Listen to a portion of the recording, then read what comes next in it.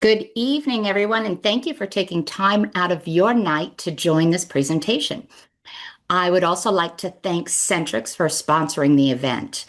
So my name is Kathy Cavanzone. A little bit about me. I have been a dental hygienist in Florida for 25 years. I've had the honor to work and be active in many different arenas within dentistry. Tonight's presentation will be 1 hour in length to include a Q&A. Please feel free to start typing in any questions you may have in the chat box during the presentation so I can get you all back to your families and friends on time.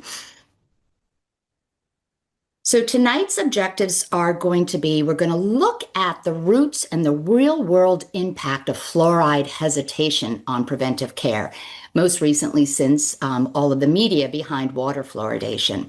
We're going to review current research supporting fluoride safety, efficacy, and the role in caries prevention.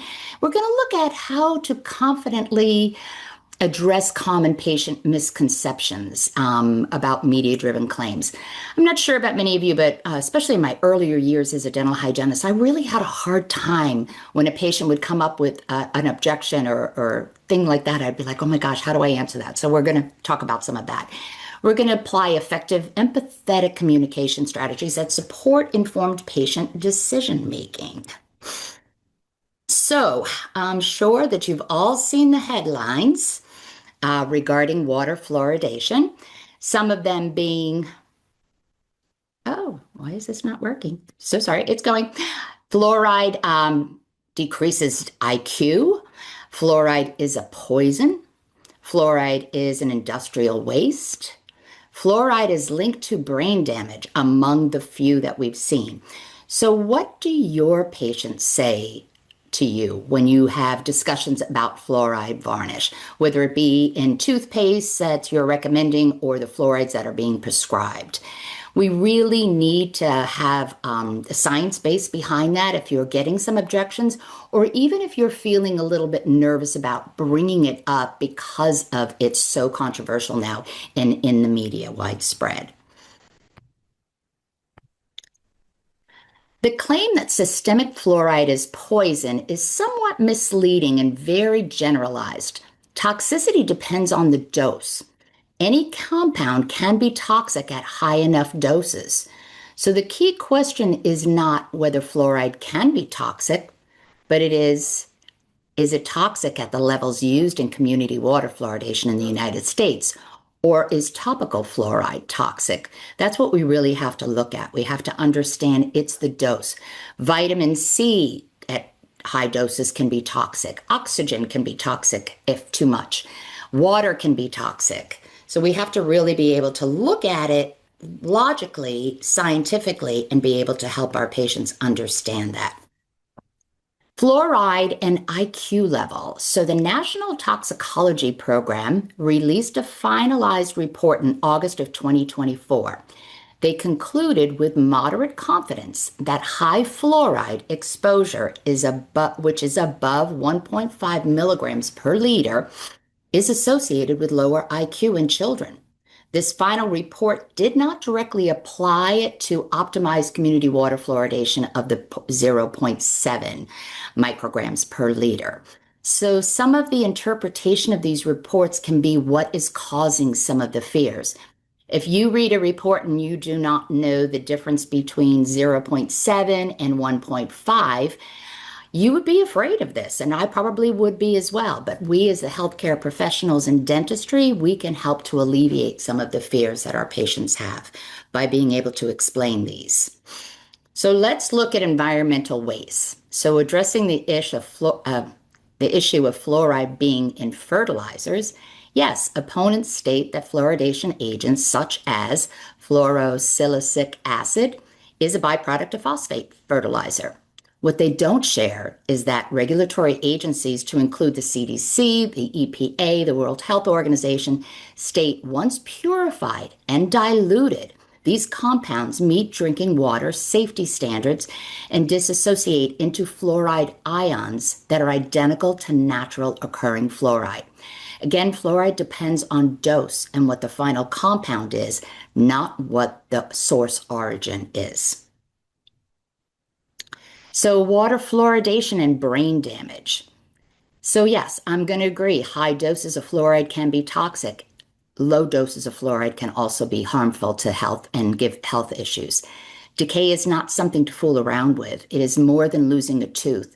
We have to help our patients save their teeth for many reasons. Decay left untreated can lead to health problems and hospitalizations, especially if tooth abscesses. The research being shown and causing so much fear is where fluoride levels are double what it is in the United States, and it is a systemic fluoride, not a topical fluoride. So this slide here kind of says it all to me. It's in your food and it's not a poison. So foods have different chemicals in there, and there's natural foods that have fluoride in it. These are good natural foods that are supported by healthcare providers and experts. So again, it's the dose. It's not the mineral, it's not the chemical, it's actually the dose that leads to the toxicity. And we should be able to share this with our patients. So, since the school prevention and dentistry shut down in 2020, caries incidence has really increased. I do a lot of work in public health entities, a lot of research for it because I do advocacy in my state to help increase access to care. Hospitalizations for preventable dental issues have really gone up exponentially in the last 4 or 5 years. 1 out of every 10 children aged 2 to 5 have untreated decay. At age 6 through 8, the incidence increases to 1 in 5 children. 1 in 5 adults aged 20 to 64 had at least one untreated cavity. By the American Dental Association standard, active decay or decay within 1 year puts a patient at an extremely high risk for decay. So persons at moderate to high risk for decay must have ways to combat this demineralization, remineralize, and prevent decay. Did you notice here that 1 in 5 adults, 20 to 64 years old, have just as much caries as a child does, of one between 6 and 8 years old? So are we talking about fluoride, in-office fluorides with our patients who are my age or older? We really need to make sure that it's not just a child prevention. I had a friend of mine who knew the work that I did in fluorides and research had said to me, my child has always received fluoride varnish every time. And I've always agreed to it because, she had been educated on it. She said she was never asked if she wanted fluoride during her hygiene care visits. And then one day she got her very first cavity. And she said, why have you never asked me if I should have fluoride? Why didn't you educate me that I need it as well? So let's not make those mistakes and think it's just for children. It really is for anyone who is at risk for decay. Can dental disease be prevented? If you asked me that question 28 years ago, I'd have said absolutely not. But yes, it absolutely can. Before I became a dental hygienist, I used to believe, as many of our patients believe, that cavity is a childhood issue and that can't be prevented. Everybody gets it. I lived in Europe as a child and was not introduced to early caries prevention. You only went to the dentist when it hurt. This created an extreme fear of dentistry for me. So when I moved back to the States, this barrier stayed with me and my behavior stayed the same. I would only go to the dentist if I absolutely had to. I ended up having a filling falling out of tooth number 2. Did not hurt right away. I didn't know what caused decay. So it took about 10 days for that pain to start pounding and pounding and finally knocked me to my knees. So I looked for a dentist who could put me to sleep and extract that tooth because I was not going to pay for a root canal or go through the agony of it. So thank goodness the dentist that I did go to see convinced me to do a root canal and save the tooth. She also told me that once she took care of a few other issues that I had, she would teach me how to never have a cavity again. I was blown away. I never believed you could prevent this. She changed my life. Fear doesn't go away in patients. They may understand more and follow through better, but the fear and the of pain and everything else does not go away. I became a dental hygienist because of her. I wanted to make sure that my patients would be able to get that information and be able to understand and not end up like me. I had a MODBL in almost every single posterior tooth by the time I was 16 years old. So, we as dental hygienists are the front line of care to this caries epidemic to help our patients understand dental diseases, to prevent and treat them with minimal invasive dentistry. And this is how it can be done. We all can start practicing minimal invasive dentistry. It's a new buzzword. It's been around for a long time, but it is considered more of a new buzzword. First, we have to embrace a caries management program. I know as dental hygienists, as dentists, we all think about caries prevention, but are we truly embracing a management program? Here's a study on caries management system, which identifies that 50% that participated of non-cavitated lesions were reversed and continued with good home care and diet changes and varnish application. So 50% of the people who went through this study had their non-cavitated lesions reversed. That's pretty amazing. I believe it was only 8.3 progressed to cavitation. In 2022, something called CAMBRA, which is Caries Management by Risk Assessment, was introduced. Being that I was in the educational arena part-time, I was introduced to this early.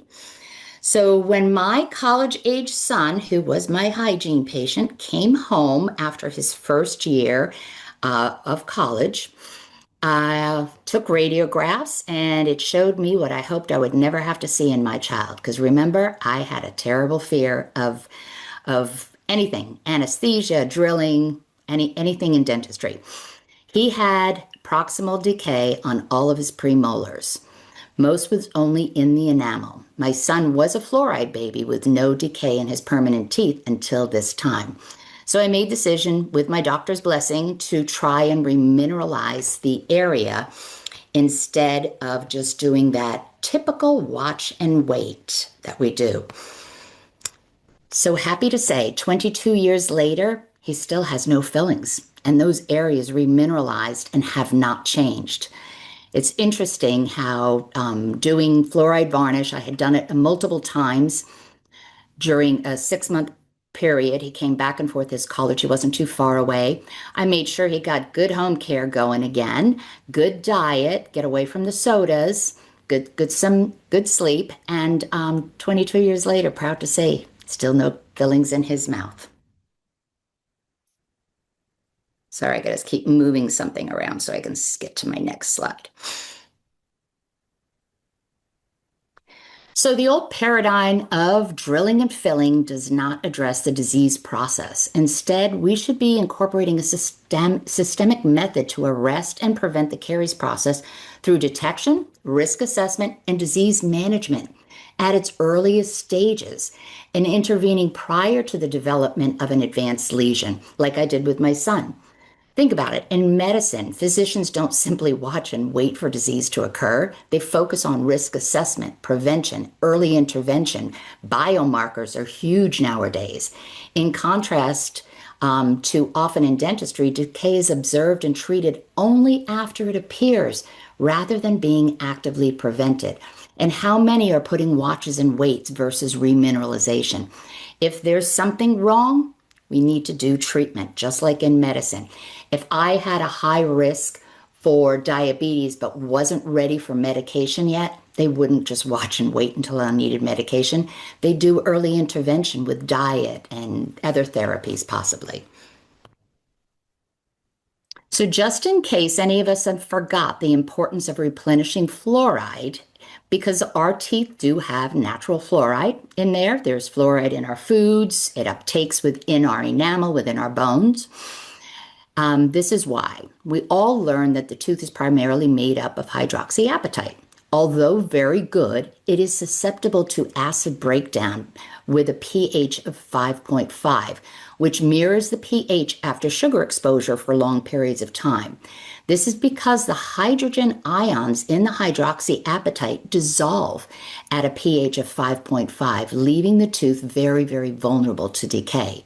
When fluoride is introduced, the fluoride ions replace the missing hydrogen ions with fluoroapatite, which is a more stable crystallized lattice, making it more acid resistant. Demineralization of fluoroapatite is 4.5 versus the 5.5 of hydroxyapatite. I want you to kind of remember that through the presentation. I learned back in hygiene school, I'll never forget who taught me it, that a tooth that has been remineralized with fluoride is stronger than a tooth that was mineralized the first time. So, being we are moving away from systemic fluorides, we have to look at alternatives. Systemic fluorides are incorporated into the hydroxyapatite during tooth formation to form the fluoroapatite. This is what my son had. He was a fluoride baby. Studies state this method is actually less effective than topical fluoride is for continued prevention, which is interesting for me to have found that out. The reason is topical varnish interferes with bacterial metabolism and creates calcium fluoride reservoirs on the enamel, and is considered in preventive day the primary mechanism for caries reduction. Varnish in combination with toothpaste is the front line in prevention. This explains why my son started to have caries in his early 20s. I did not understand the benefits of topical fluorides compared to systemic. Being he had systemic fluorides, I opted out for him not to have any topical fluorides. I didn't feel he needed it. Now I know better. We all learn every day.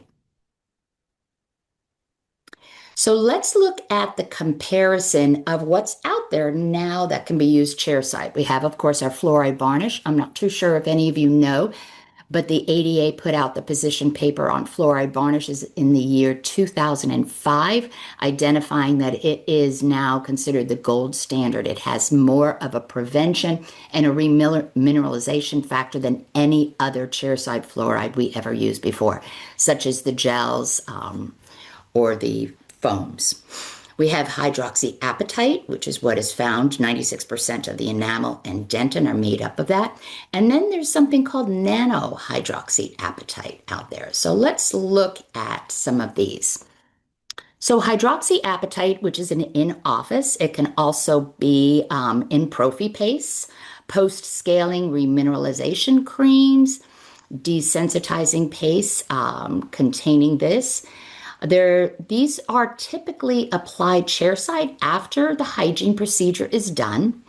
They're marketed for enamel repair and sensitivity reduction. There is some evidence, but the level of evidence is moderate at this point, mostly short-term remineralization and sensitivity studies. There's less data in showing population levels of caries reduction with this. Probably because it hasn't been around as long as the varnish, possibly. Maybe more science needs to be put on this. So we have the nanohydroxyapatite, which is nanoparticles are smaller and can penetrate enamel a bit better than the hydroxyapatite. It can be used post-bleaching. I tell you, as somebody who had only one time in-office bleaching, I was so sensitive, it was unbelievable. I also was in provisionals for a while, and even the air conditioning in a building, if I opened my mouth to talk, would create sensitivity to me. So this would be something great for that. It's used as a desensitizing gel. Professional uses include like I said, bleaching, desensitizing gels, remineralizing pastes that are applied after ortho, debonding, great idea, in-office enamel repair treatments for early white spot lesions. The evidence is strong in vitro on remineralization data. It's used, like I said, for sensitivity and early enamel repair. It's growing, but still limited long-term clinical caries prevention data. Not yet universal guidelines are endorsed for caries prevention yet. So, Let's look at fluoride varnish. I started using fluoride varnish right away when it came out. I was very involved in public health. Public health will use everything that is evidence-based to prevent caries for their population because these people have a lot more challenges and that are at much higher risk for caries. So it is a 5% sodium fluoride. It remains the gold standard. My go-to is the Fluoridose. I like it because it's clear, it doesn't clump, it stays on the tooth. You don't need real isolated areas. It's recommended for 4 to 6 hours, like the rest of them are. It's used for high caries risk. You can use it for white spot lesions, pediatric prevention, patients with xerostomia, your chemo patients could use this.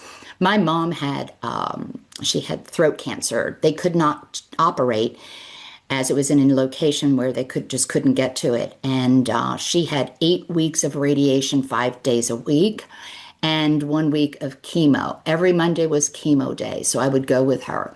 There were 6 other people in there that also had head and neck cancer. I couldn't believe it.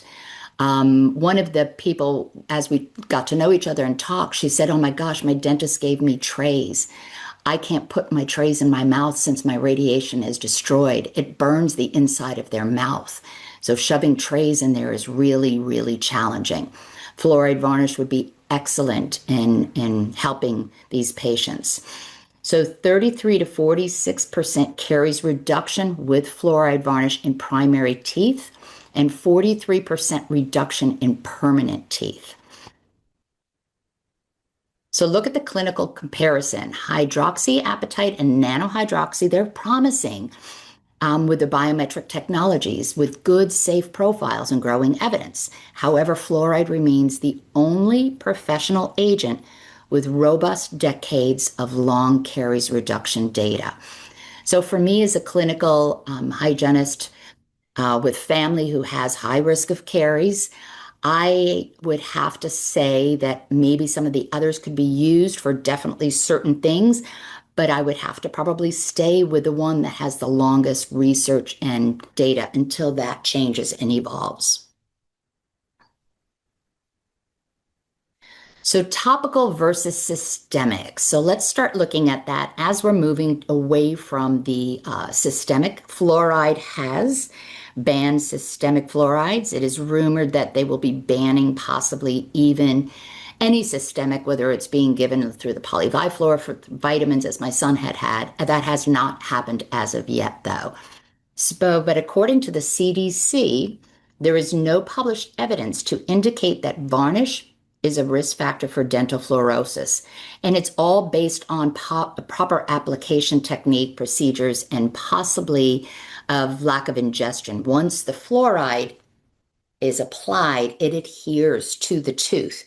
So just making sure that you don't over fluoride, especially a child, they get smaller doses. There are fluorides that will tell you the dose mechanism for children versus an adult. So there are now different types of varnishes out there. Change is always good. It's good to have choices.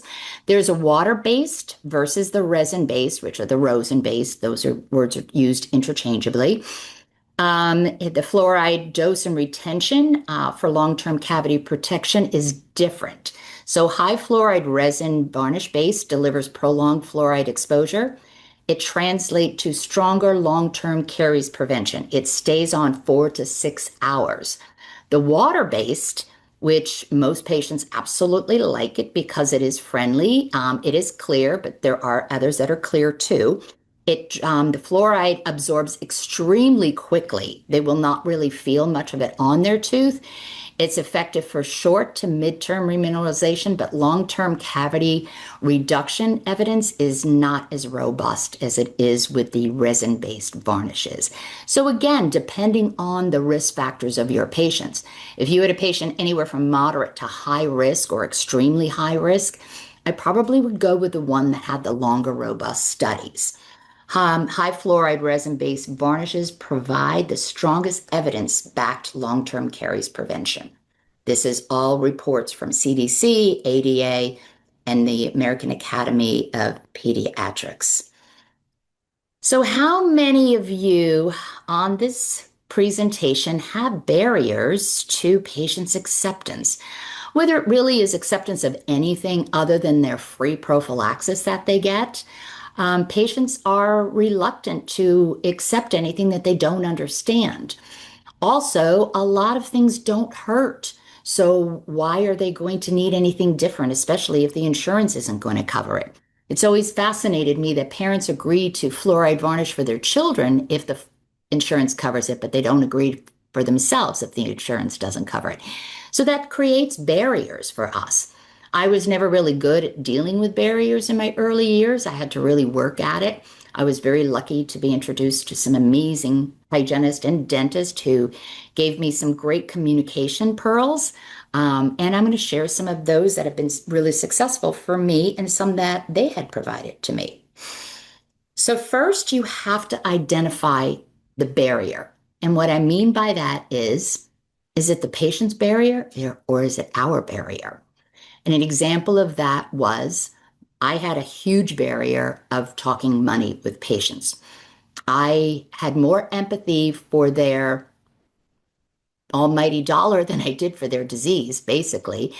I would try to do my best at a prophylaxis level of treating their perio. Our doctors weren't doing the diagnosis many, many years earlier as they are doing today. And I just thought I could save them money if I could just get them to floss better and all the others. And then somebody presented the science to me. They said, Kathy, can you floss 5 and 6 millimeter sub G? I said, no. They said, so how on earth do you feel your patients will be able to get rid of the pathogenic load that causes this disease with a string of floss at home? So that was true. It was my barrier that I didn't speak to it because of the cost and insurance barriers. Until one day, I changed my mind and realized I'm supposed to treat disease. I'm not supposed to worry about if they can financially afford it. That's their job to do. My job is to give them the information and to educate them. So it was my barrier. It wasn't my patient's barrier. Once I started educating and teaching, I started to see a different light and patients started accepting. I wasn't afraid of them saying no. And even if they said no, guess what? They have a right to say no. But I didn't have a right to not teach them. That's my job. That's all of our jobs. So education is key to improving oral health. I remember myself as that patient going into that dentist office, terrified, wanting to have sedation, to have my tooth pulled because I was so afraid of even having an injection. I knew nothing about dentistry. Your patients know nothing either unless they've been educated. So gain their trust, explain why prevention will help them. They understand prevention in medicine. They really do. It's huge out there in the media now. Have empathy, understand that they don't know, understand that they're confused. Always remember that they don't know what you know. There's no media base teaching them about dentistry. They don't understand our terminology. They don't understand the words we use. So we really have to bring it down to a level of what it was before we were part of dentistry. Going into dental hygiene school, I had only been a patient. I had never been an assistant. So learning all of the terms that I had to learn was overwhelming. It was like a new language to me. So imagine how our patients feel if we use some of our acronyms or if we use some dental terms that they don't understand. They don't know what we know. We have to teach. It does take a team approach. I will be honest with you. I tried, me and my doctor back in the early days when we swore we would never do a prophy on a perio patient, believed that we could change it ourselves at the clinical end. No, it takes a complete team approach. All team members have to be on the same page, using similar verbiage.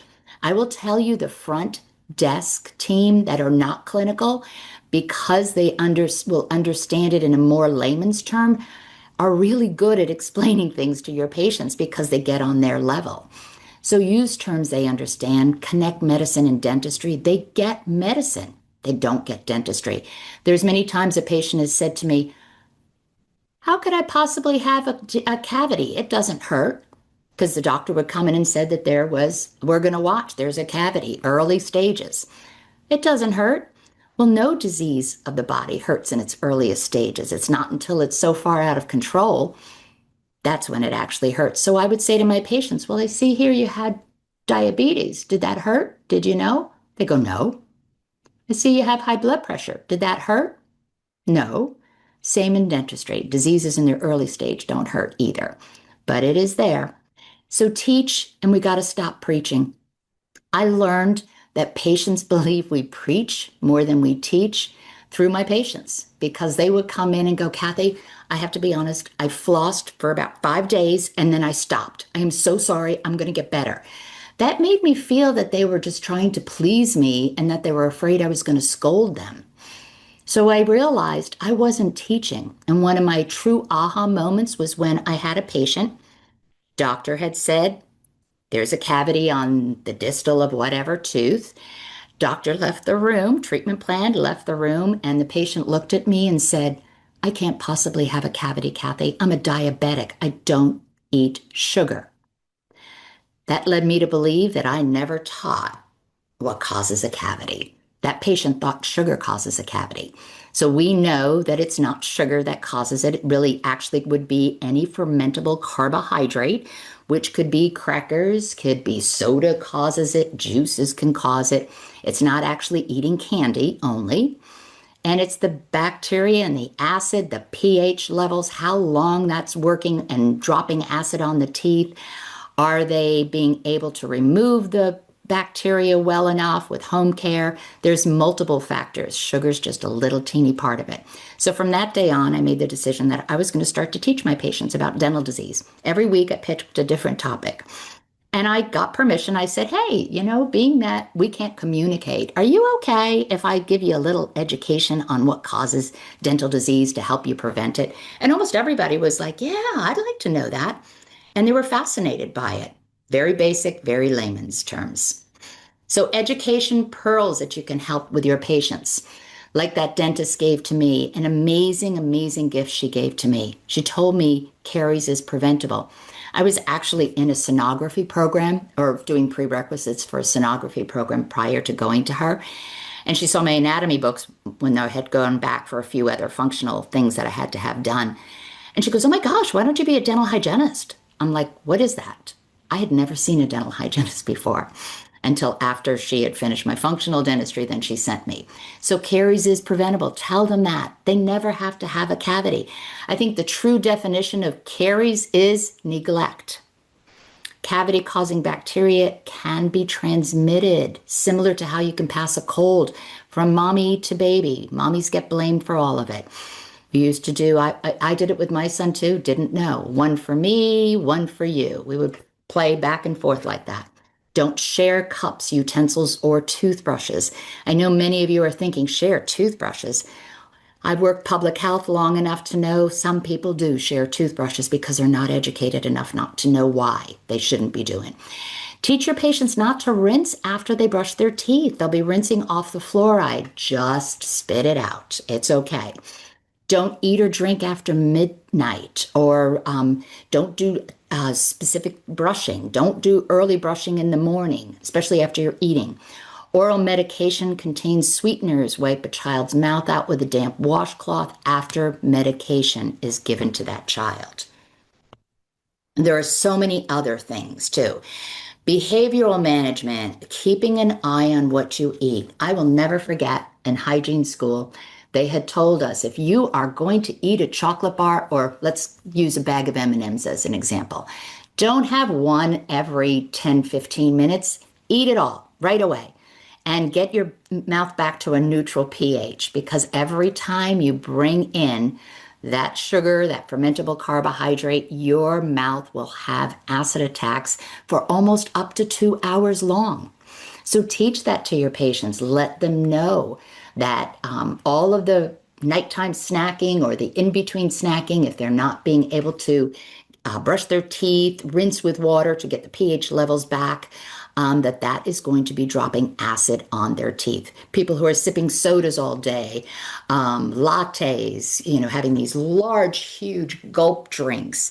These are people that are very high risk. Asking a few questions like that can have you be able to identify, uh-oh, this person's at pretty high risk. I better start preventing it before I start to see the consequences of it. Similar to how the physicians ask the questions and start talking about prevention. Engage your patient during the assessment. In my earlier years of trying to be very, very educational, informative. I rushed through things. I told them after I did the assessment, well, it would be in your best interest to have a fluoride varnish. So the patient would say to me, why? I never related it to what was in their mouth. So use a mirror if you have one. If you have an intraoral camera, even better. Show them what you are seeing. So I started saying to my patients, I'm going to talk to you during your assessment because I have found out that I can actually teach you how to help take care of your mouth better, which will ultimately take care of the rest of your body. So that was part of my teaching as well, too.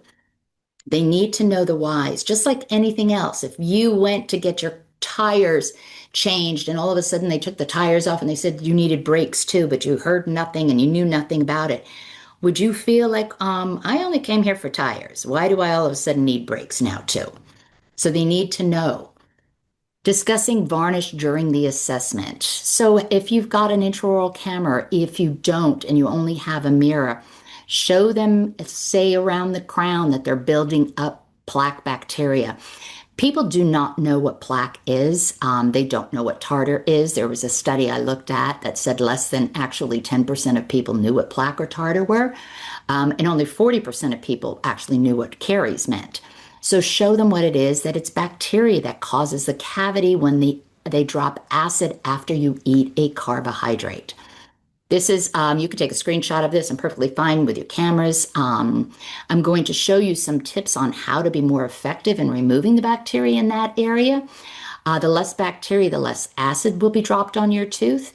And we are going to need to place a topical non-systemic fluoride to re-strengthen this area around the crown. It's important to prevent a cavity. The cost of this varnish is so much cheaper than a new crown or losing your tooth. That would break my heart if that happened to you. So when patients say possibly, you might be hearing some of the patients mention that fluoride is toxic, or if you think that they may be saying this, if you discuss fluoride, you can put them at ease and say something like this. Any substance can be toxic when ingested in high doses, to include oxygen and water. Being there is much concern with systemic fluorides nowadays, and more science is needed. We are now using non-systemic approach to preventing cavities, which is a topical fluoride varnish that's supported by the medical and dental professions as being better actually than systemic fluorides. The new science out there is saying that the topicals are, because it's more consistent, as I shared earlier, is better than the systemic. So explain to your patient, and please explain to their caregiver, that fluoride is a natural element found in many foods. It's naturally incorporated in the teeth and bone, as I shared earlier. Everyday acid attacks from bacteria and diet take the fluoride out of the teeth. So we need to replace it in order to prevent a cavity. They must have this, or else they do not have the full benefit of the strength of the enamel. Remember, the hydrogen is released. The topical fluoride that is not swallowed replaces the released fluoride and is very resistant to the bacterial attacks of the acid bacterial attacks.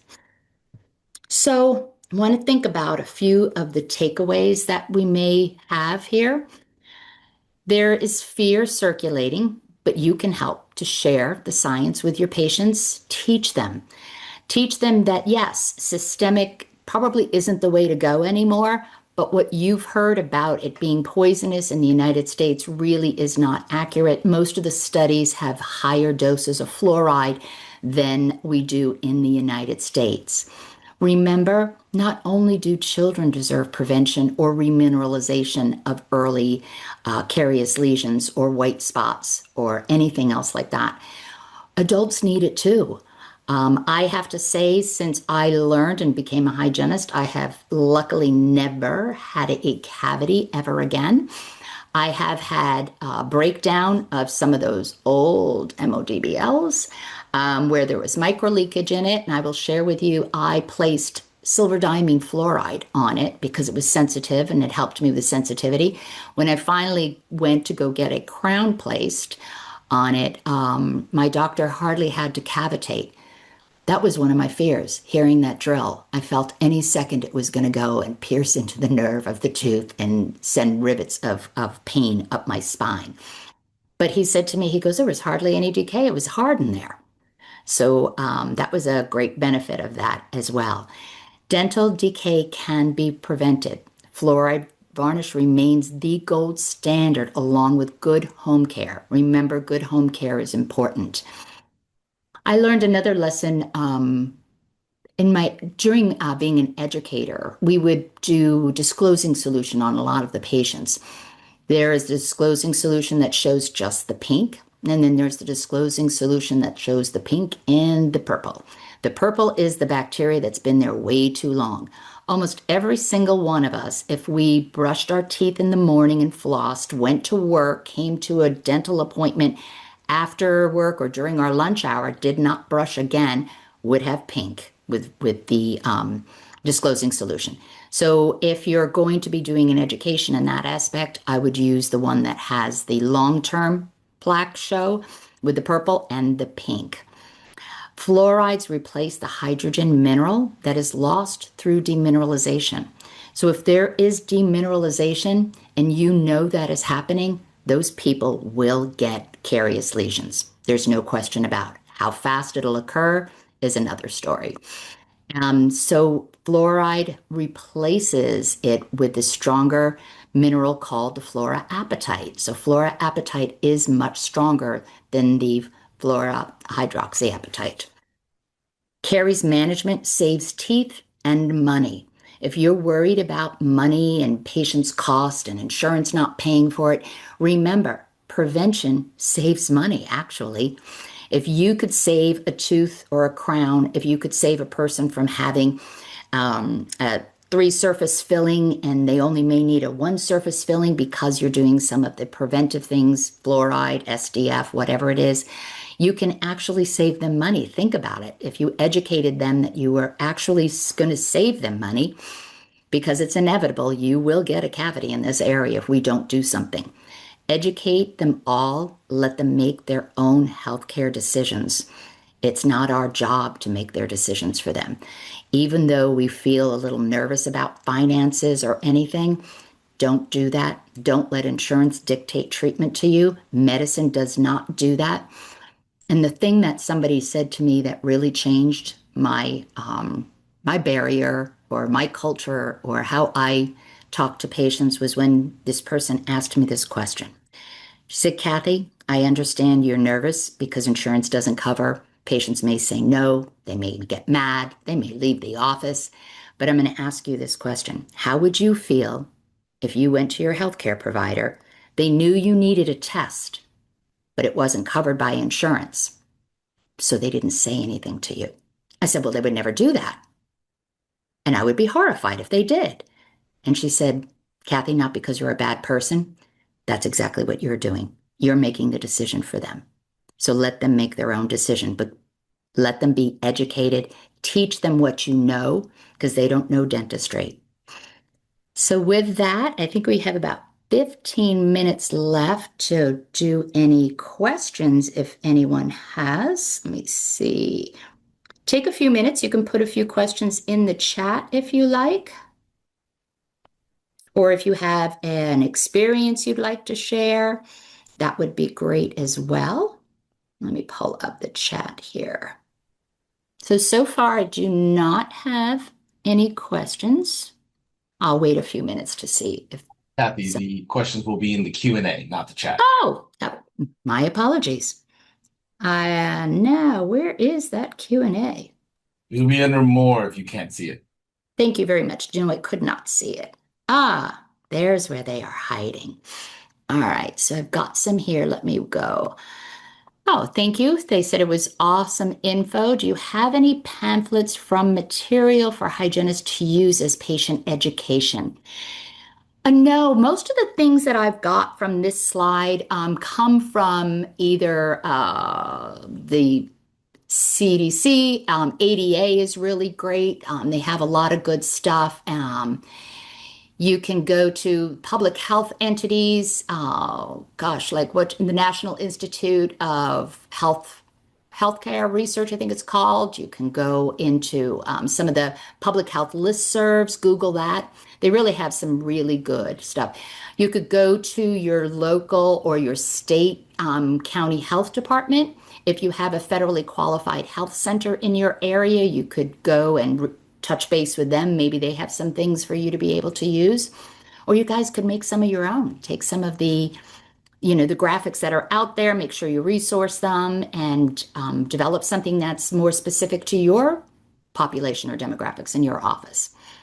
How does nanohydroxyapatite in toothpaste compare to fluoride in toothpaste as a preventive measure? Okay, so the nanohydroxyapatite, as I shared with you, because the particles are much smaller, it will penetrate that enamel very, very well. The difference is that the studies haven't shown the long-term studies of caries prevention. So if your patient is absolutely does not want to brush with a fluoride toothpaste, but will accept the fluoride varnish, then use that as the alternative. My granddaughter, who has enamel hypoplasia, poor little thing, my son, who I thought I had educated him enough, I realized I didn't, used to send her to bed at night with organic gummies and pouches of applesauce, which was also organic, until one day she had a massively large cavity. And he said, "But Mom, it's organic." I said, "Sean." Anyway, long story short, she, because of the hypoenamelplasia, she has to have fluoride varnish. She just absolutely has to have that. I would not risk anything else because she is at an extremely high risk of caries. So you have to look at it as where is the risk factor of that patient. The science supports the fluoride at this point more than it supports the hydroxyapatite, whether it's straight or nano. And remember that hydroxyapatite, when it demineralizes, the hydrogen ions are released. So those are the considerations you'd have to think about. I thought saliva was needed for uptake of fluoride. So some of the fluorides, yes, they do have that. They do not need. Okay, so let me rephrase that. I'm so sorry. Yes, saliva is needed for the uptake, but a lot of the varnishes, especially ones that came out years ago that maybe some people are still using, they always said, make sure you dry the area, make sure there is no saliva. So I like the fact that some of the fluorides nowadays, Fluoridose is, like I said, one of my favorites because it's clear and it has that ability, the saliva actually moves it. Okay, so my thoughts on water-based varnish. I'm still on the fence on that. I know the science about having something on for 4 to 5 years. I mean, 4 to 5 hours. That fluoride on there for longer fluoride uptake and the reservoirs that it develops. Where that quick uptake, the science more supports the quick uptake for, yes, definitely desensitizing, but long-term and dentin prevention is not as the other is. So I have to go with the science versus going with the newest trend. The science may be there eventually, but at this stage, for me, it's not there. Uh, so no, you do not want to use any resin base that has, because it has rosin on anyone that has tree nut allergies. Just read these for 1 second.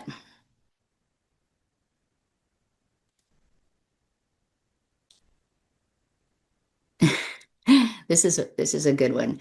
I'll tell you, you hear great things every day. How do you address a patient who believes conspiracy theories, pseudoscience about fluoride? For example, I had a patient once tell me fluoride is a government mind control in complete seriousness. Well, I'm going to say that one you can pretty much write off. There are people who just believe what they believe, no matter what science you show them, no matter what, and that's okay. You did your best. You're not going to change the world for everybody, but there is a large percentage that would go, oh, So that's from another country with higher doses. Or this is not systemic. They're only talking about systemic.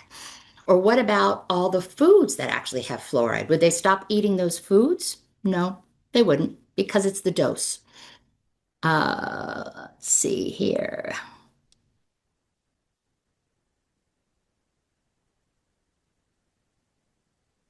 Okay, so how do you respond to a patient parent that is convinced that their child's caries are due to genetics and genetics alone? I hear this a lot as I work in a pediatric office. That's a great question. And that's probably something if I did not know about hypoenemplasia, would probably say about my granddaughter because she is my granddaughter and I had caries in every single tooth as I was growing up. I would probably say she got my genes. But basically, you have to teach them, even if you think it is the genetic possibility, and maybe it is. Maybe the enamel isn't. Maybe whatever the situation did come genetically. I wouldn't dismiss it. I would just say, but because she is at a higher risk, that's why we have to prevent it. Just because it's genetic doesn't mean you don't prevent something. If there was genetic diabetes in your family, you would still want to prevent it from happening. So, related to medicine, people really get medicine better than they get dentistry for some reason.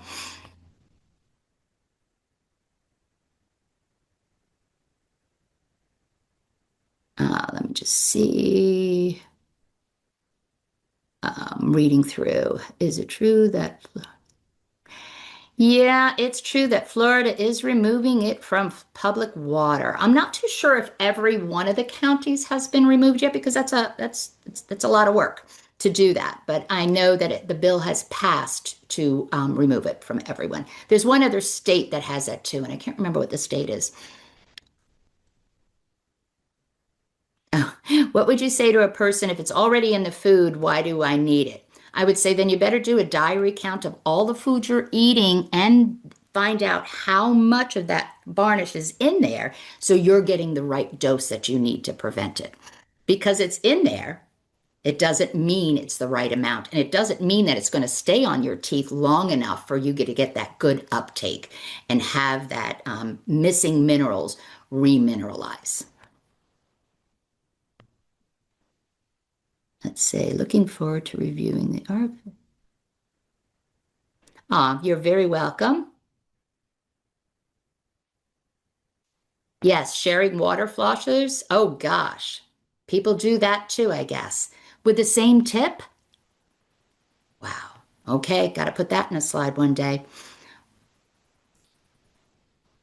What happens if the fluoride varnish comes off the teeth very early? I'm not too sure what you mean by that. Or if like they go home and they brush too quickly, or if it's one of the water-based and it's off of there in about 15, 20 minutes.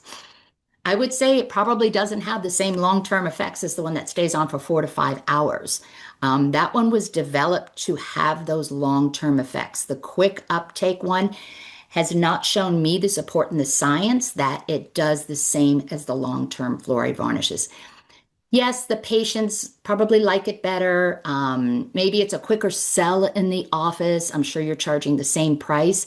But if the science is not supporting it at this particular point to have the same effects as the resin based, why are we doing it?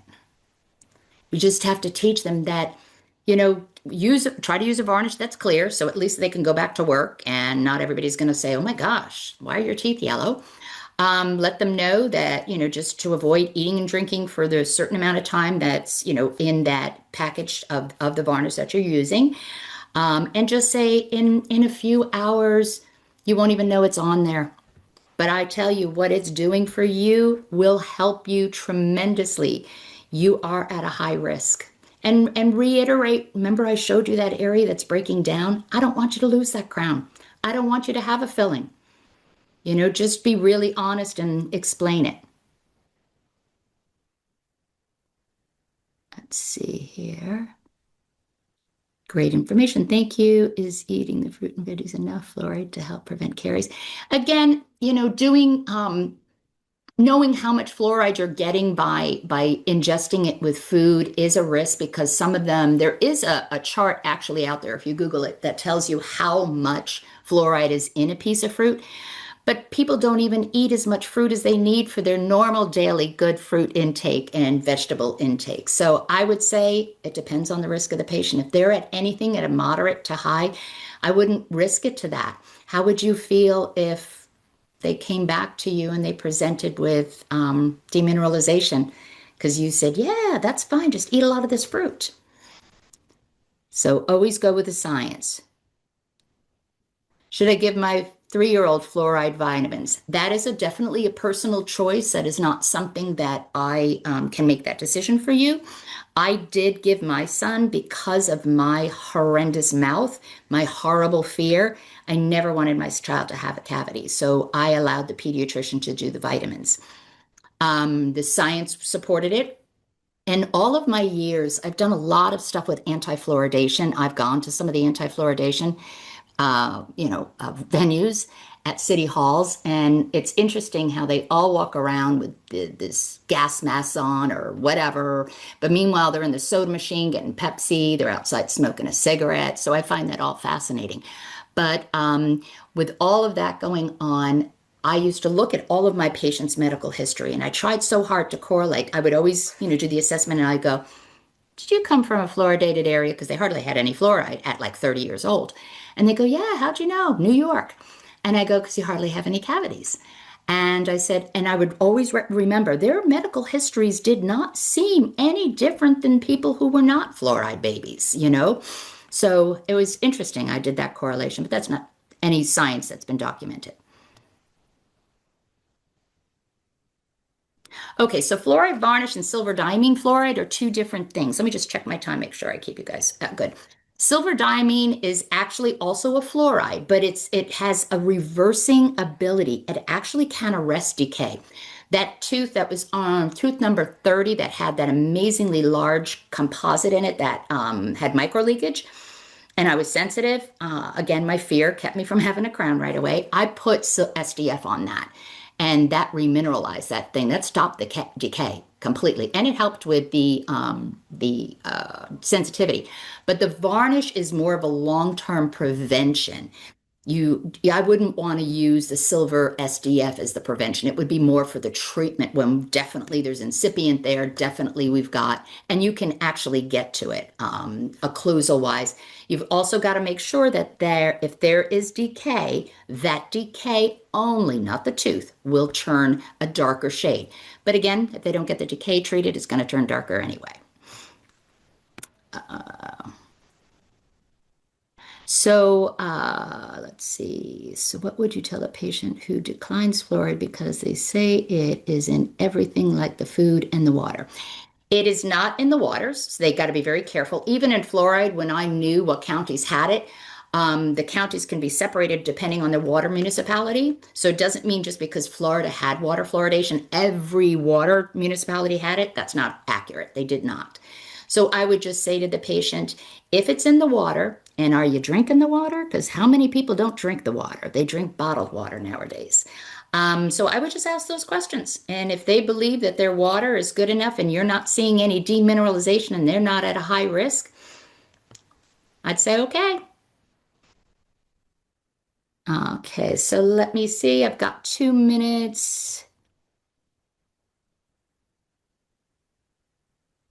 Oh, how to use silver diamine fluoride. Can I teach you? Oh, no, Scott, but I can send you someplace that can. Being that Centrix has helped to support this program, they now have SDF. If you want to go to their website, I'm sure that they can help you. It's really quite simple, but there are a few things that you just have to learn as in steps, procedural steps. And remember, everything a hygienist does and in expanded functions, you must have been trained.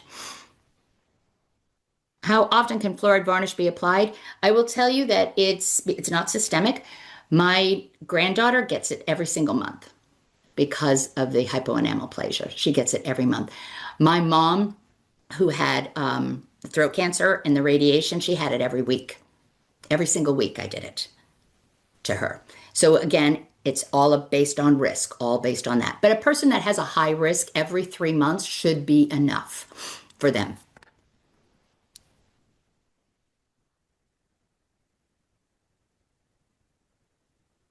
Said fluoride varnish not as effective after a prophy. Interesting. So does that mean a prophy is not a polishing? So are you talking about just after polishing? Because a prophy includes removing debris from the transitional dentition. That could include the healthy sulcus, that's about 1 to 3 millimeters. So I think that's, I think you're fine. Varnish dosage change. Yes, dosage does change with children. I do not remember the exact dosage for children, but there are these little circles where it can show you that what size dot it is. And I do believe I am out of time. Thank you, everybody, for taking time away from your evenings. I hope you learned a lot. I hope you share. I hope you educate, and we have some way of combating these diseases and do minimal invasive dentistry for your patients. Have a great evening, everyone. Thank you.